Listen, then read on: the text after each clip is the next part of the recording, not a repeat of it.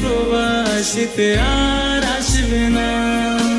দেশে ছিলাম মাগো তোমার ছায়ায়, কর্মের দোষে এলাম প্রবাসী জেলখানায়। দেশে ছিলাম মাগো তোমার ছায়ায়, কর্মের দোষে এলাম প্রবাসী জেলখানায়। আর সহে না মাগো জামিন করো না, তোমার ছেলে প্রবাসীতে আর আসবে না।